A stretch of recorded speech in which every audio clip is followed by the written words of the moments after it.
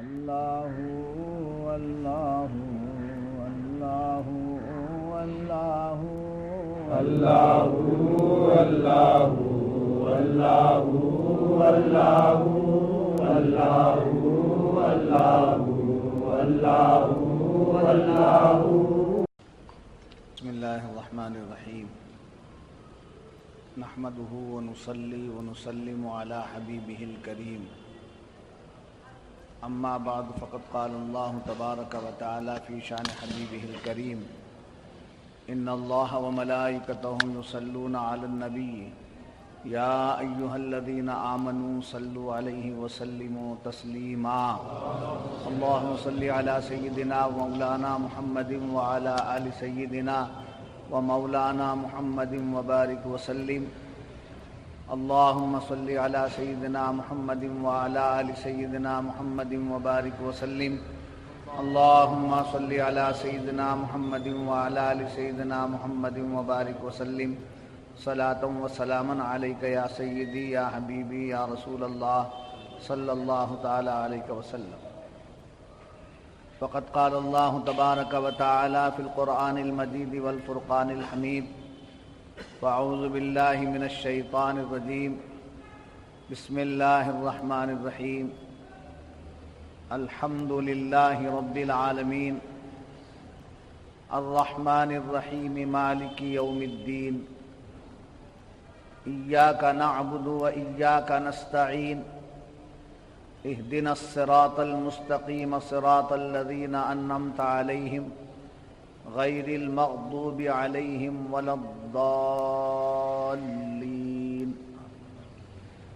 سب خوبیاں اللہ کو جو مالک سارے جہاں والوں کا، بہت مہربان رحمت والا روز جزا کا مالک، ہم تجھی کو پوجیں اور تجھی سے مدد چاہیں.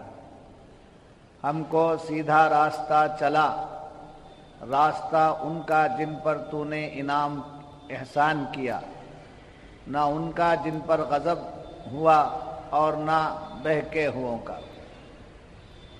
معزز سامعین کرام، گزشتہ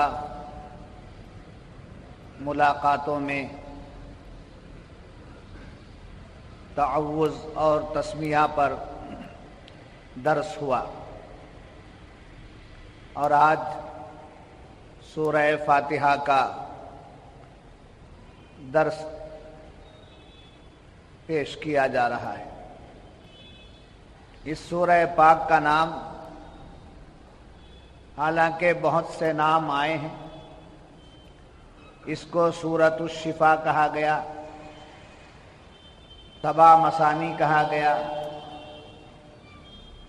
اور اس مبارک سورتوں کے مختلف نام بیان کیے گئے.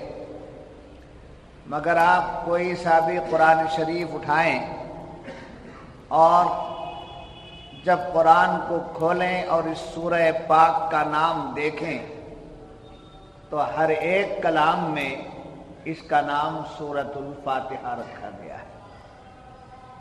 حالانکہ اس کو سورۃ الشفا بھی کہا گیا، سبع مثانی بھی کہا گیا، اور مختلف نام بیان کیے گئے. یہاں معترضین کے اعتراض کا جواب بڑے پیارے انداز سے نام نے ظاہر کر دیا، نام نے جواب دے دیا کہ معترضین کا یہ سوال ہوا کرتا ہے، کیا سورہ فاتحہ، کیا فاتحہ دلانا قرآن میں ہے؟ کیا فاتحہ دلانا قرآن میں ہے؟ تو ان سے پوچھا جائے یہ سورہ فاتحہ کہاں ہے؟ سورہ فاتحہ کہاں ہے؟ قرآن میں ہے. تو معلوم ہوا کہ اللہ نے دیا، فاتحہ اللہ نے دی، جبریل نے پہنچائی اور نبی نے ہمیں دیا ہے. تو ایک جواب ہے جو اس قسم کا بیجا سوال کرتے ہیں ان لوگوں کے لیے بجا جواب، بیجا جواب نہیں ہے، بجا جواب ہے، سوال بیجا ہے. فاتحہ دلانا قرآن میں ہے، تو قرآن کھولتے ہی سب سے پہلی کیا ملی؟ سورہ فاتحہ ملی۔ تو اہل سنت و جماعت کے معمولات میں سے ہے کہ یہ فاتحہ پڑھتے بھی ہیں، پڑھاتے بھی ہیں، دیتے بھی ہیں، دلاتے بھی ہیں۔ پڑھتے اس لیے ہیں کہ یہ سورہ فاتحہ پڑھنا ہی ہے، اگر نہ پڑھیں گے تو نماز نہیں ہوگی۔ پڑھاتے اس لیے ہیں کہ سب کو یاد ہو جائے، دیتے اس لیے ہیں کہ اللہ نے جو دیا ہے اسے دینا ہمارا کام ہے۔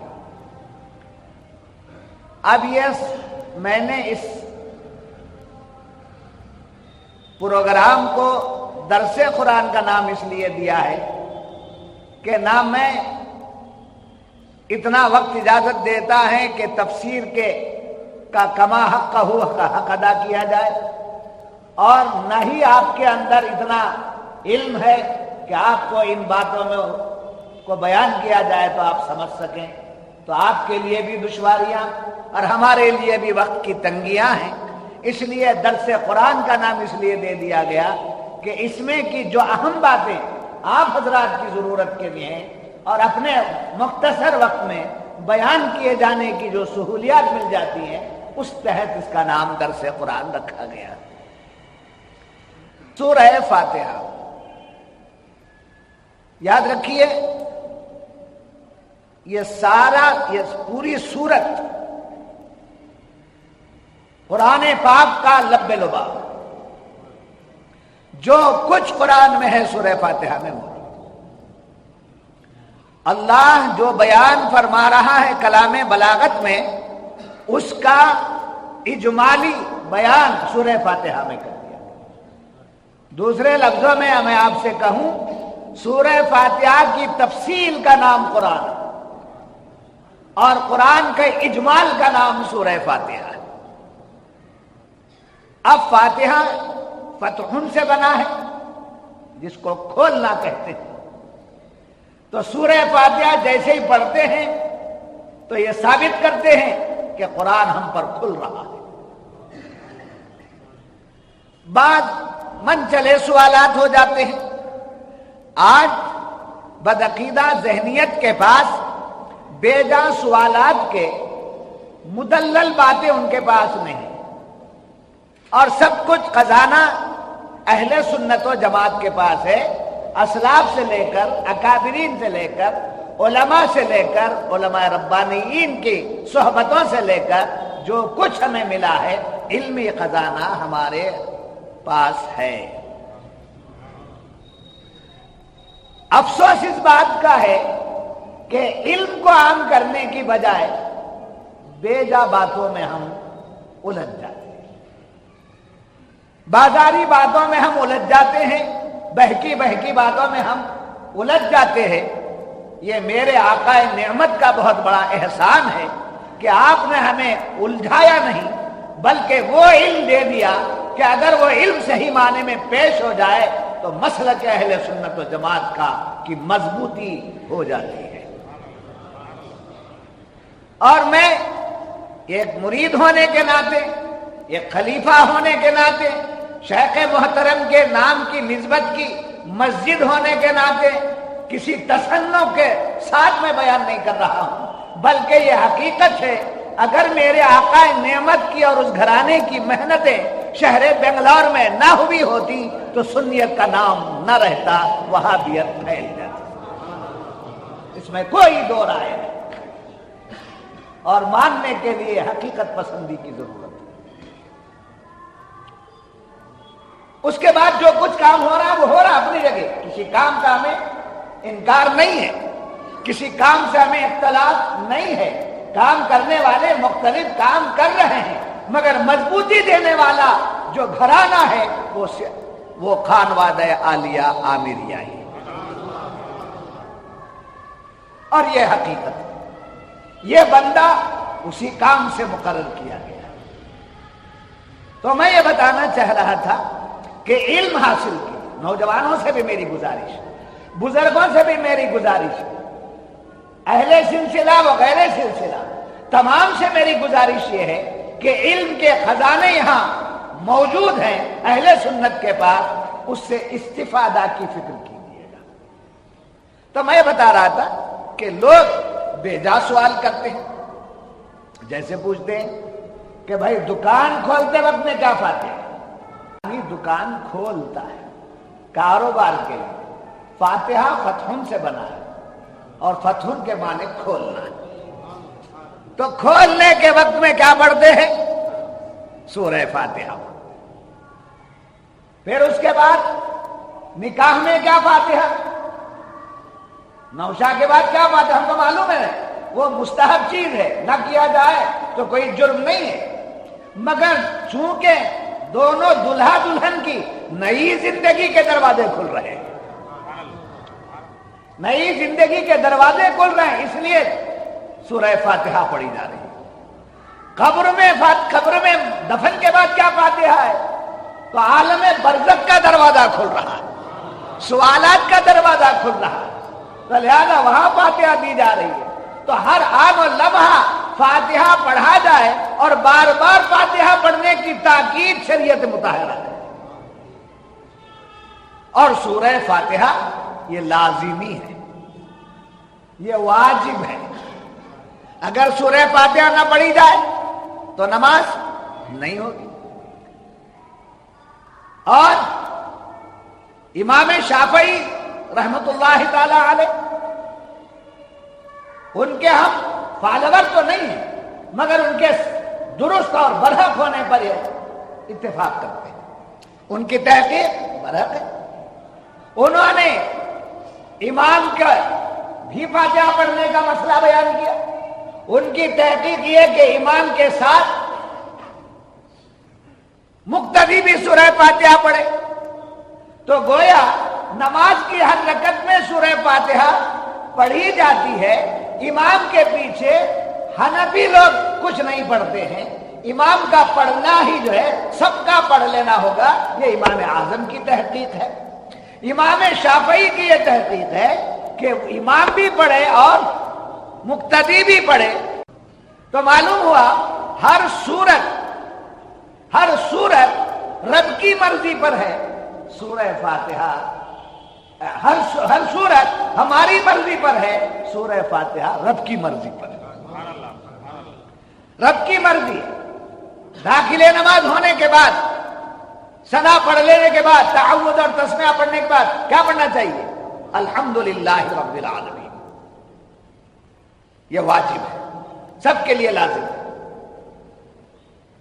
جی، چاہے آپ نفل پڑھیں، چاہے سنت پڑھیں، چاہے واجب پڑھیں، چاہے فرض پڑھیں، چاہے 2 رکعت پڑھیں، چاہے 3 رکعت پڑھیں، چاہے 4 رکعت پڑھیں، ہر رکعت میں سورہ فاتحہ پڑھنا ہے۔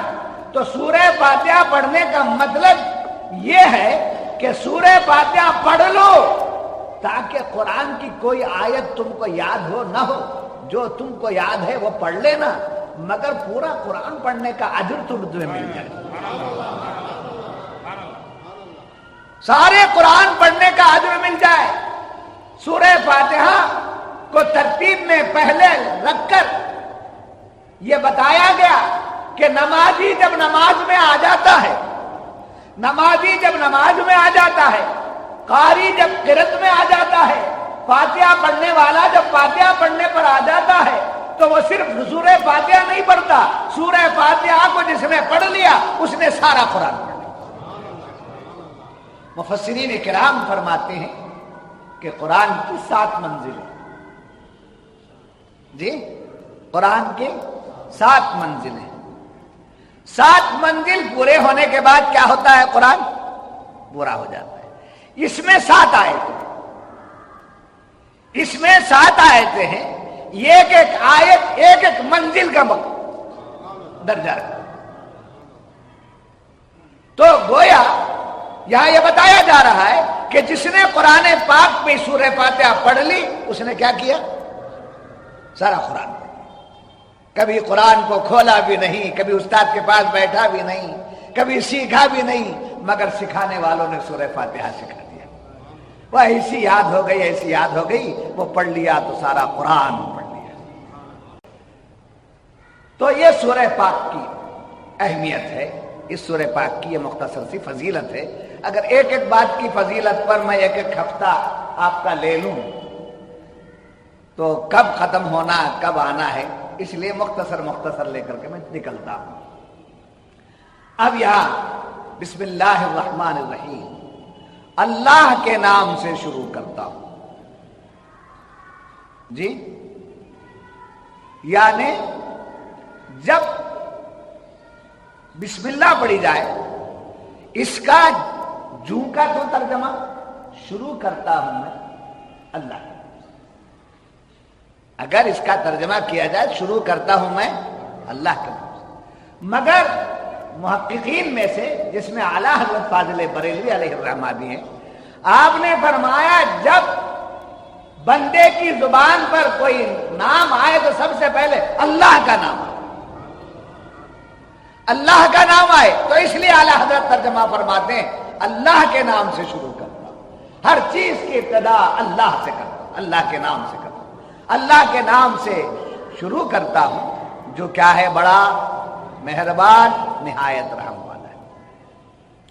اب اس کے بعد الحمدللہ رب العالمین،